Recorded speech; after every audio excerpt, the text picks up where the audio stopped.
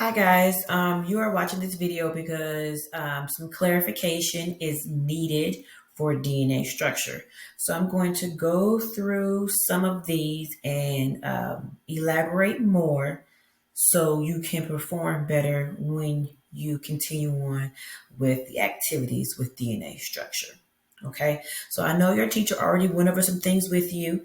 I'm just going to try to explain it a different way or just clear up any confusion. Okay. So first, question. If we're talking about DNA, all right, DNA we already know is one of the four biomolecules. Okay.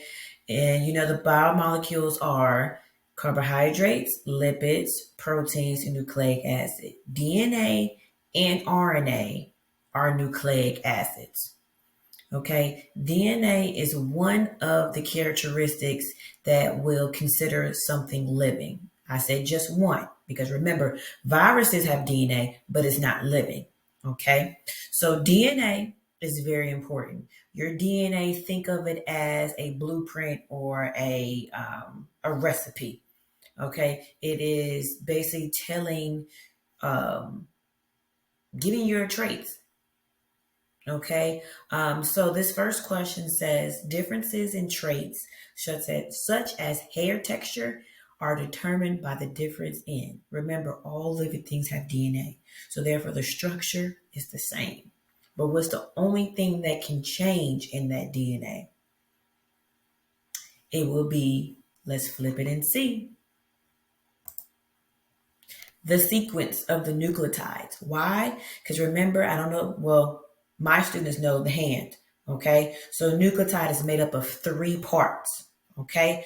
You have your phosphate. Your phosphate will never change. You have your deoxyribose sugar. Your deoxyribose will never change. But what will change? What base is connected to my sugar?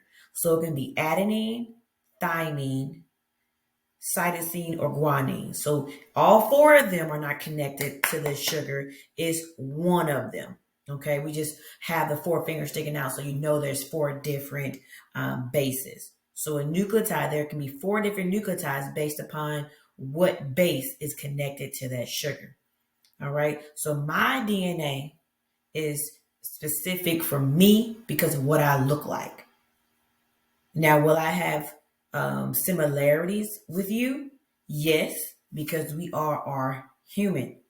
Okay, so we have some bases that are the same, but then the ones that are different makes you who you are, gives you your traits. So the sequence, that means the order of my nucleotides, gives you my traits. Okay, let's go to the next one. It says which part of DNA is responsible for the direct coding of specific traits on an organism. Boom, hold it up again. Is it my phosphate group responsible? Is it my deoxyribose that's responsible? Or my bases that are responsible? Let's flip it over. The sequence of my nucleotide bases in the DNA molecules. So it's my bases, the order of my bases, adenine, thymine, cytosine, guanine. Okay, the phosphate and the sugar, the deoxyribose sugar, these two, when you continue on going down the DNA strand, makes up my backbone. Okay, let's continue on. All right, it says which statement is true based on the picture. All right, we don't have multiple choice here, so let's talk about it. Okay, so these lines represent what bonds my bases together. So I'm gonna flip it over like this because DNA is anti-parallel. They go in different directions, anti-parallel. So parallel, they're right beside each other. Anti-parallel is flipped. Okay, what connects my bases together? If you look in this picture, those are hydrogen bonds. Okay. Those bonds are easily broke. They can be easily broken. Okay. So think about my base pair rule. Is my base pair rule G to G, A to A, T to T, C to C, and G to G? No. So let's go back to my nucleotide. I say the order for a reason. Adenine binds with thymine. Cytosine binds with guanine. Okay, so in this picture, the bases are not paired together following the base pair rule. Flip. It says the model is inaccurate because the base pair are inaccurate. That is totally correct. A bonds with T, C bonds with G. Think about it. Apples and trees together. Car and garage together. They would not be flipped. That means it's an error. Okay. Let's go to the next. It says nitrogenous, which is the same thing as the nitrogen base, are located on both strands of the double helix. Remember, the shape of DNA is a double helix.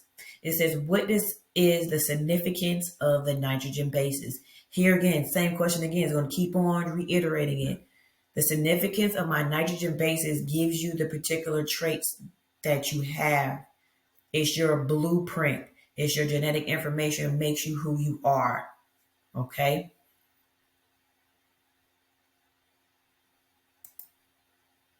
The order of the bases determine the order of the amino acid that make up the protein. So you will understand more of that when we get to protein synthesis. So DNA is the instructions for everything that goes on your cells. So therefore, the order of your bases determines other things that are made by your DNA. And if you're confused by this one, it's okay. You're going to understand it when we get into protein synthesis. Just make sure that you know DNA is the instructions. So if your cells are making protein, where are they getting the instructions from? Your DNA. Okay. Let's go to the next. All right, this picture is very small. It says, what strand of DNA matches? So, boom, let's talk about it. All right, so remember, DNA is anti-parallel. They won't be bound like this. Take my nucleotides, flip it, anti-parallel, right? So if this is 5 prime right here, that means this is going to be 3 prime. And the reason why I say 5 prime and 3 prime, those are just the carbons numbered on your deoxyribose sugar. Okay, so if this strand here is 3 prime, what is my other strand? Yes, 5 prime. So this will be 5 prime, and this is a T. It's going to bind with a. And let's continue on. So this is A, C, A, T, C, G, A, C, G, C, G, C, A, 3 prime. All right. So what we just made that you are picturing, looking at, well, imagining that it's there, that's called the complementary strand. Okay. The complementary strand matches the original strand. Vocabulary words. All right. So let's go to the next one. Okay. Exit the image. Okay. Flip. That's what we said. Look at that. We said 5 prime. Look at that. We said 3 prime. And we said all those letters there. Let's go to the next one. How is information for a certain protein carried on DNA? Remember, DNA is the instructions for your cells and what your cell's going to do. Can my phosphate change? Nope. Can my deoxyribose change? No. That stuff stays the same. So as these nucleotides line up, they all have the same deoxyribose sugar and phosphate. So my deoxyribose sugar and phosphate is the same deoxyribose and phosphate as a ant. All right. But what changes? My basis. All right. So information that's what's the question? Information for a certain protein is carried on the DNA nitrogenous basis, or you can say nitrogen basis. Let's flip it. Boom. My bases are connected to my nucleotides, so it's all about how they are arranged. Okay. Remember, all my nucleotides will have one of the 4 bases. So we're talking about the sequence of my bases.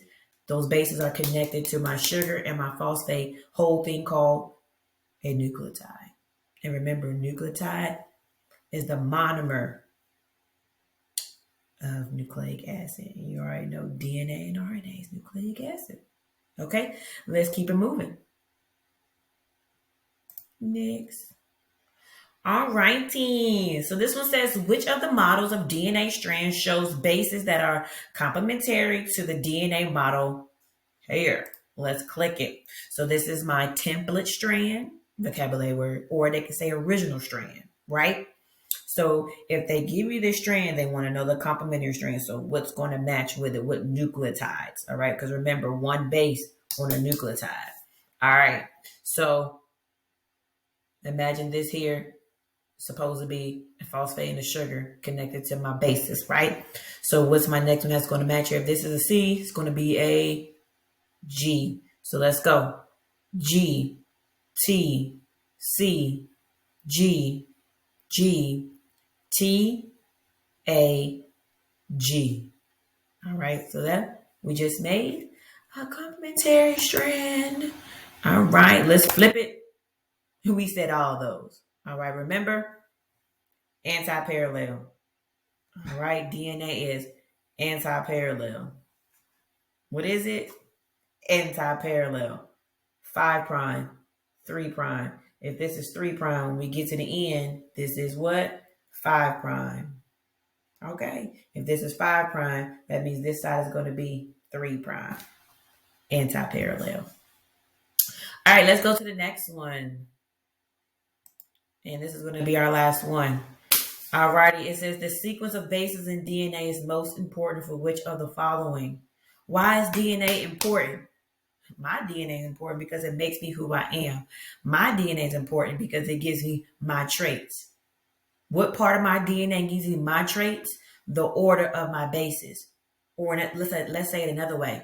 The order of my nucleotides, because each nucleotide has one base at the end. Alrighty. So that's what makes my DNA sequence so important. All right. It also are the instructions. It tells my cells what proteins to make. Okay. Let's flip it and see what it says here.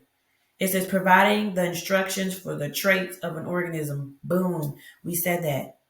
All right. What I want you to do, I want you to remember everything that we went over. Remember the importance of DNA and the parts of DNA. The parts of DNA is also, you can say it as the structure of DNA. Don't let these fancy words confuse you. Just break it down. All right. If you need to, make some flashcards. All right. Go to the next thing on the journey map.